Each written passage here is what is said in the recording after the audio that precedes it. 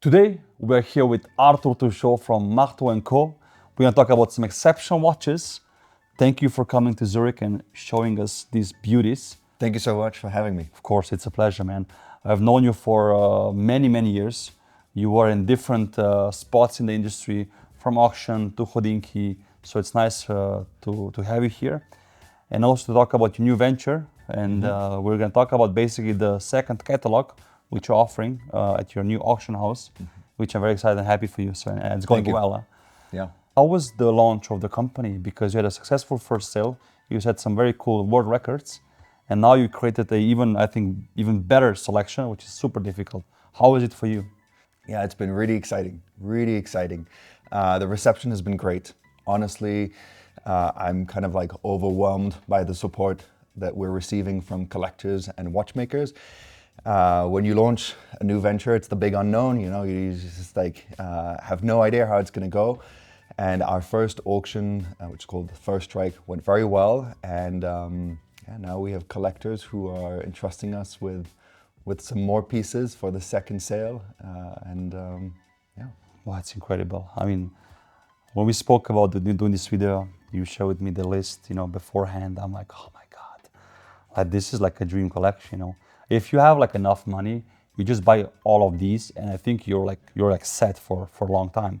You don't need to search for more. Huh? I think what you do as someone who is curating a sale is you look to curate a collection that you would like to have. Like all of these pieces are pieces that I would love to own, because then you can like really stand behind them, and when you're presenting them to collectors, you can present them in the very best way. Yeah. So this is arguably my favorite watch here because I asked you to bring it, and I see it like maybe once every 2 years. Tell us something about this beauty. I even brought my Harry Winston. Just they look good next to each other. Don't they? Just to basically keep it on brand. Tell us about this beauty. Yeah, so this is the Opus 5, launched in 2005. It was the last Opus made with Max Busser. This one was made with Felix Baumgartner. So we had an example in the first sale in platinum. This one is the pink gold. Those were the two metals that were presented for the Opus 5. Both limited editions. This is number 10 of the 45. And you'll recognize immediately Urwerk's DNA with the satellite hours, retrograde minutes. It's a really fun watch to play around with, as you're doing right now. It's a bit of a beast, it's 50 mm and pink gold. And we had this bracelet made for the watch. It also comes with the original alligator bracelet, but we wanted to have a bit of fun. That's what we do at Marteau, and we created this bracelet. So cool.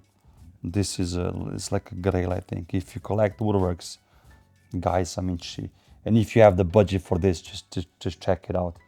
And then you have, again, curated an exceptional selection of watches here, even from some brands which I didn't cover yet on the channel. Two here actually. So the Pascal Coyon and the Delaloye. Let's get into Delaloye because my audience hasn't seen it yet in 6 years. So it's about time. And there's a lot to see with this watch. This is a watch that was made in 20 years ago. This is actually prototype number 00 in pink gold with a spectacular guilloche dial. It's a dial that Nicolas saw in Dimier, and he fell completely in love with this dial and decided to pair it with a mother of pearl subsidiary seconds, small seconds at 6 o'clock. The complete package is like totally astonishing, just beautiful to see. And this is like, again, a watchmaker which has been active for many years. Absolutely. But didn't have the spotlight yet, so we'll definitely work on this on the channel. And it's nice to see him represented, by you guys. It's a beautiful example. Again, Delaloye. Huh? Yeah, we're really proud to bring to prominence some names that I think, connoisseurs definitely have been following, but I think they deserve to be more in the spotlight. The earliest piece in this collection is probably the f.p.journe Octa Réserve de Marche. This is a watch from 2001. Wow. And this has the particularity of being example in pink gold with a brass movement. It's beautiful. And here, when you look at the case back, you'll see on the movement that it has straight Côte de Genève. Now this is a finish that was reserved for the earliest pieces before François Paul changed to a circular Côte de Genève finish. So extremely, extremely rare. And the pink gold version combined with this dial Sick. is beautiful.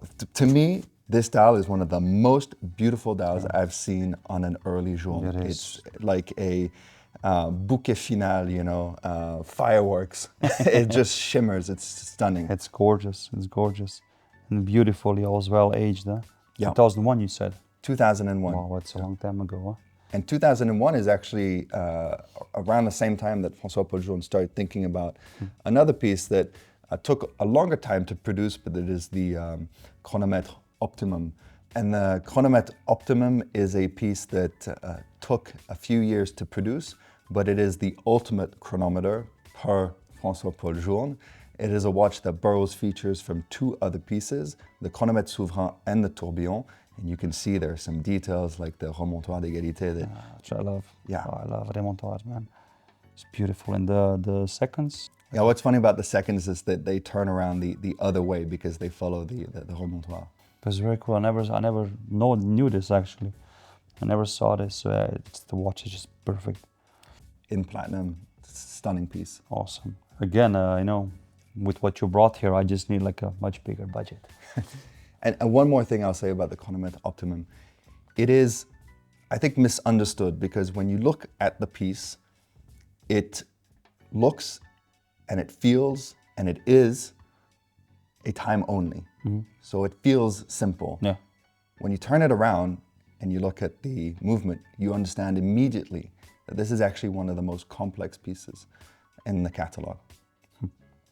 But also people underestimate the remontoir, you know. I agree. Like it's one of my favorite features. It's not even a complication, it's like an addition to help the rate improvement of the watch and the accuracy. For any brand who makes it, which is not a lot of them, it's super rare. Huh? Yeah. So awesome choice. And then a watch which looks completely different to the Journe is the DB, which is beautiful. Tell us about this piece. Yeah, this is the DBD Season 2. It's a watch that was made in collaboration with Swiss Beats, who's very close to the brand. It's a limited edition of 13 pieces. This is number 12, and is a watch that looks unlike anything else. I love the calendar functions on the straight line. It's beautiful. So cool to see it on the dial as well, and so prominently displayed. And then the case back, the delta-shaped bridge. Yeah, it's much more familiar with the movement side of the Bethune. Exactly, yeah. With the shock absorber system here from DB, I mean, it's just a sick piece, man. Yeah, Again, Swiss did a good job on this one. Good job, man. Shout out to Swiss. Shout out to Swiss. I mean, again, I'm gonna be saying sick the whole time of this video. It's probably annoying for you guys. You can make a counter how often I said sick, but again, you see what we have here. So, next watch of your choice would be which one? I know it's all your babies, kind of, but yeah, it's tough to choose. Maybe if I pick up a piece that's right in front of me, beautiful. Voutilainen Observatoire. I think it speaks volumes that we have collectors who are entrusting us with pieces of this importance. The Observatoire is a piece that is extremely rare and extremely early in Voutilainen's story as a brand. It is built upon the Peseux 260, which is a legendary Yes. chronometer rated movement. This is a white gold version with a stunning gray guilloché dial. And it has one particularity when I was shown the piece for the first time. On the movement side, the balance cock looks unlike any of the observatoires in white gold that I had ever seen. In fact, it only has one relative, which is the stainless steel version of the observatoire. Interestingly enough, also with the gray guilloché dial. So is it unique or potentially? It's possibly unique. I'm not sure. I hesitate to say that with this shape for the balance cock in the white gold version. Yeah, it's beautiful, like black polished. I mean, and the hands are gorgeous. We printed out a photo in the back here, so you guys can see it a bit clearer. Plus, we'll use the B-rolls, but the purple bluish hands are just gorgeous. Yeah, this watch and the Gorgeous. RDM, you can tell looking at the watches that these were made by hand. And I, you know, when I see this watch and I see the hands and not every single blue is the same because obviously they're glued by hand, you know, by flame. You can see the watchmakers' work and effort, and I find that to be really significant. And they're probably counting themselves, you know, 1 second, 2 seconds, and then okay, take it off. Exactly. It's beautiful. And then a watch which I was slightly shocked when I saw in your catalog because it's so early in the history of the brand. The Berneron. Yeah, the Berneron Mirage. I filmed one a few months ago with Hassan from Arab Watch Guide. He has the same one, so you guys saw it already on the channel. But this is, I mean, incredible. That again, new platform, new watch, and somebody is entrusting it to you, which is again, just I mean, amazing. And I'm happy that people absolutely. you know put this much into you. It's also pressure on the other side as well, probably. It is. But this is the first time, no? This is the first time that there is a Mirage with a stone dial. So there are a couple in the collection.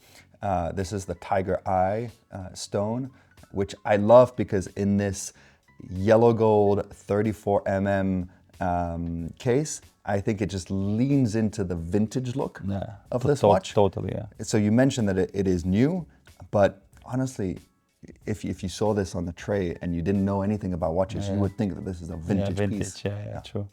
And the case back is gorgeous. Case back is gorgeous. The movement is stunning.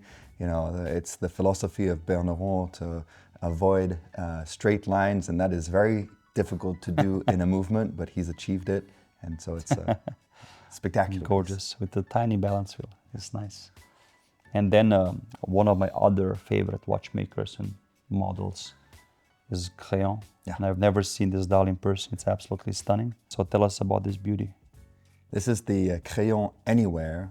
It's a very interesting piece because it is one of the only pieces in the world that is able to show you the precise time at the sunrise and sunset every single day. It's a watch that's calibrated for one time zone only, of course.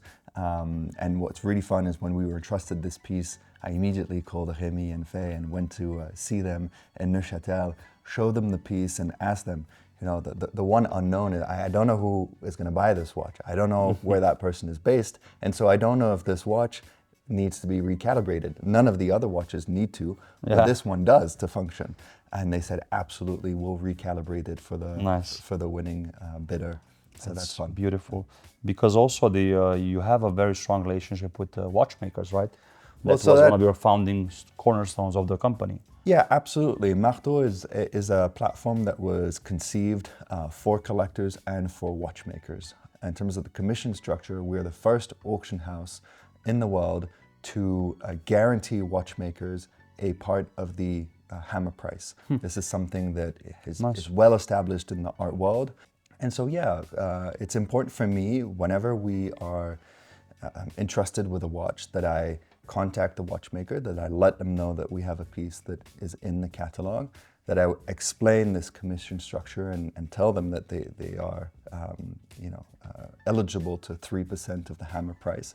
Wow. And then a conversation begins to see what we can do to make sure that the watches are presented in the best way possible and to achieve a good result at auction. The whole commission structure is different, and the idea is we want everybody to win. Yeah. So the sellers have a 0% seller's commission. That's good. So they keep more. Doesn't get better. Doesn't get better. The buyer's commission is reduced from 27, 28% traditionally in the more established auction houses to 20% at Marteau, so they spend less. And then of the 20%, we redistribute 3% to the maker. Awesome. So I assume they also help with some servicing? Yeah, some of them do, absolutely. Yeah. Awesome. I mean, that's awesome because some people are scared to buy at auctions because you never know. Does the watch require service? Was it serviced? But if people know that there's a support behind, it brings more confidence to the whole Yeah, sale. absolutely. No, every single watch, the watchmaker knows that the watch is coming to auction. So there's an authentication process that happens at that point.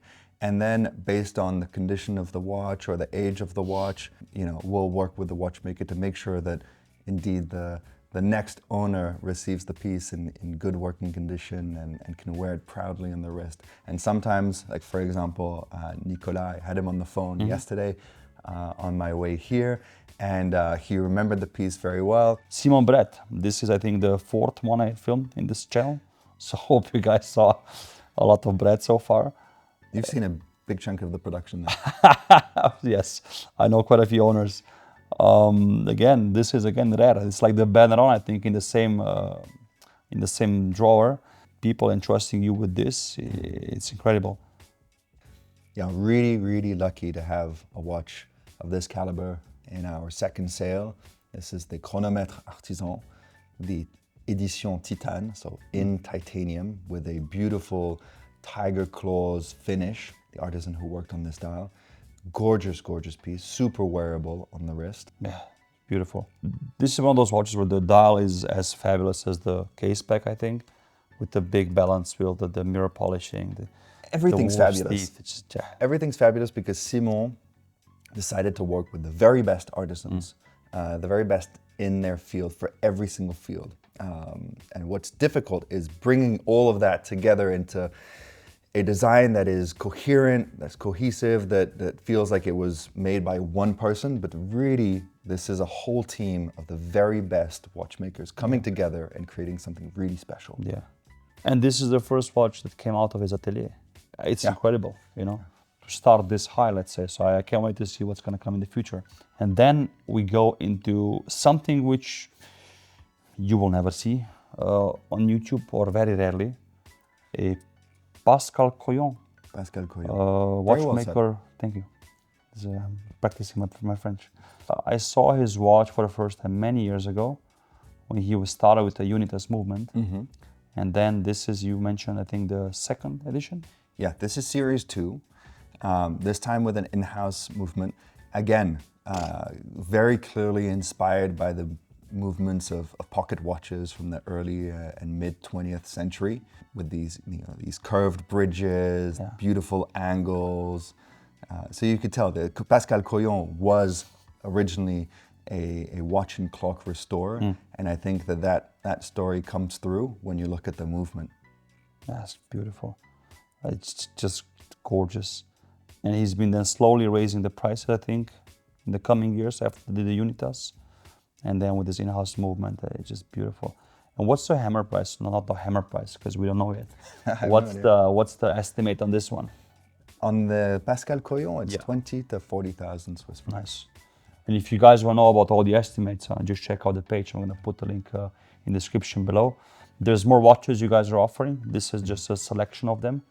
Basically, we spoke about what my wish is as well, to show and shoot. And then we have 2 neo vintage pieces as well here. Tell me something about this one, because when I saw it, I was like, oh, it's a chronograph. But then you told me it's actually very special. Yeah, and to be honest, that's the reaction most people would have, and the reaction that I had was very similar. I saw a photograph of this piece. It immediately stood out as a chronograph, but I thought, there's something odd about this. I don't think I've ever seen a Daniel Roth chronograph with a dial quite like this. So the dial is actually a Clou de Paris finish, which we see on some of the early tourbillons and the early perpetual calendars, but I had never seen one on a chronograph. I spoke to Daniel about this, and he mentioned that actually during the first year of production, this finish was applied to a few different models, and very quickly he switched to straight line. He confirmed that there are very, very few chronographs that have this Clou de Paris finish. This one is in white gold, it's number 63. And it's a very special piece to have in the catalogue, one that I think deserves more literature. Yeah, it's like an under the radar watch, yeah? Absolutely. But for those who don't know, basically. This is a cool watch because, again, you can wear it anywhere in the world, not be afraid to get robbed, But you have a very special piece on the wrist, which is very nice. And then another neo-vintage beauty, one that deserved the picture on the back. Tell us about this Parmigiani Fleurier. Yeah, absolutely. We've got the first generation Toric tourbillon by Parmigiani Fleurier from 2001, a piece that is exceptional in so many different ways. Obviously, the star is the 1 minute tourbillon at 6 o'clock. But what I find really interesting about this piece are the details. The hobnail finish on the stepped case, the lugs that look straight when they're on your wrist, but when you put the watch on its profile, you see that the architecture is a little bit more refined than that. The straight Côte de Genève finish on the dial, the jewels that are apparent, and the blued hands. And I think all of that comes together in a package that is both really classical, very Parmigiani Fleurier. Again, very obviously designed by someone who spent a lot of time restoring clocks and watches. But it still feels really modern, really contemporary. Oh, so cool. It's cool because I never saw the watch in person. You can actually see the top dial is very slim, Yeah. thin. You can see the barrel on the back. You can see through it. I'll try to film it It's as well. one of those watches that you'll So take cool. off your wrist and you'll just spend a lot of time So just cool. looking at it under the loupe and appreciating those finer details. Open case pick as well. Cabochon in the crown. Just gorgeous, man. I love these old cases. They have so much soul to them, you know? Yeah, and it's 40 mm in platinum.